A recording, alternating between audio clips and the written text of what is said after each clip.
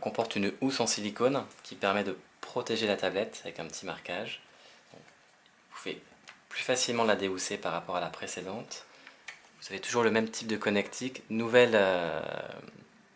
le cas de ce nouveau modèle, vous avez une prise, un mini USB, ce qui permet concrètement de la recharger avec n'importe quel chargeur que vous avez sur le marché. Donc en tout, on a combien d'applis préembarquées dans la tablette? 60 applications préembarquées. L'équivalent, si on peut dire, de 130 € d'applications préembarquées.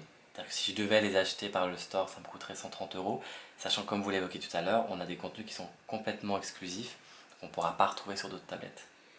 6 heures de vidéo, comme je vous l'ai dit tout à l'heure, 11 magazines, donc au total, beaucoup de contenu comparativement à la précédente. Donc elle est plus puissante, plus performante, c'est un dual-core, c'est un processeur beaucoup, on va dire, plus puissant que le précédent, puisque celle-ci est un quad-core, on en parlera juste après, elle est beaucoup plus puissante, et c'est une version améliorée de la précédente, où on va proposer plus de contenu ludique, plus de contenu éducatif. Par rapport à l'année dernière, c'est qu'on avait 2 heures de vidéo, on a 6 heures de vidéo cette année qui sont préembarquées, donc qui sont disponibles où qu'on soit sans connexion internet. C'est le top des programmes de la chaîne, c'est uniquement du contenu qu'on peut trouver sur la chaîne Gulli.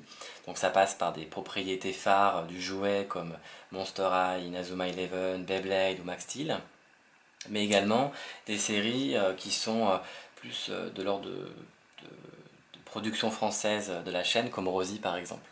Donc c'est 6 heures totalement embarquées.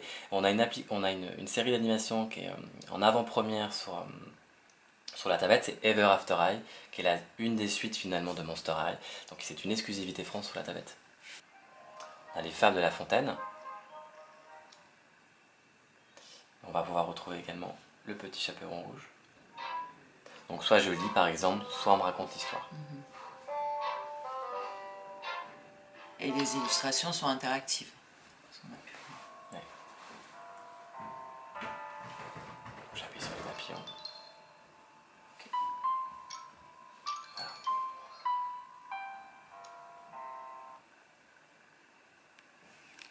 La grande révolution par rapport à l'année dernière, c'est que l'enfant aura un peu plus la main sur sa tablette.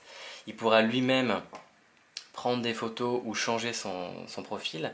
Là vous avez une photo, mais vous pouvez préférer choisir un petit visuel, un fruit, ou choisir de prendre une photo finalement. Vous avez un mode admin. Donc le mode admin, c'est le compte parental.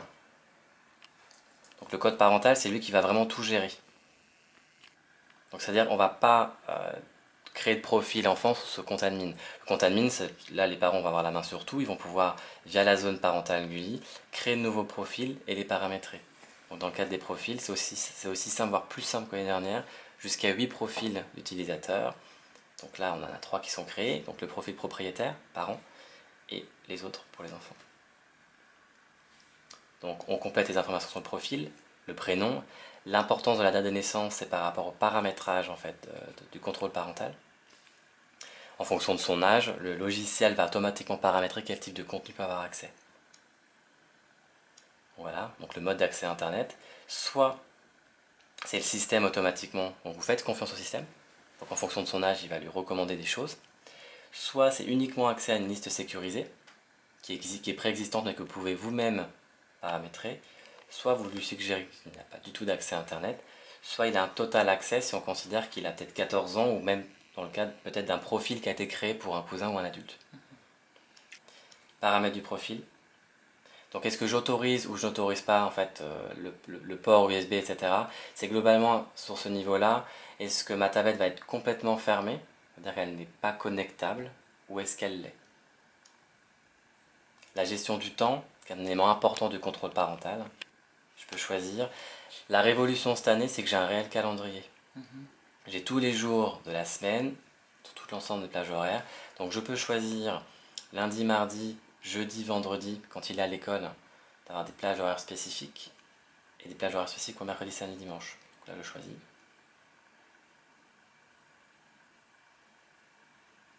Le mercredi, je lui laisse ouvrir. Et vous avez le choix, si vous ne voulez pas aller aussi loin finalement, d'appliquer tous les mêmes paramètres à la semaine. Je ne suis pas obligé d'aller aussi loin. Gestion des applications. Dans la gestion des applications, vous avez toutes les applications qui sont embarquées sur la tablette, quelles que soient, enfin qui sont embarquées sur la tablette dans le compte propriétaire, donc l'admin.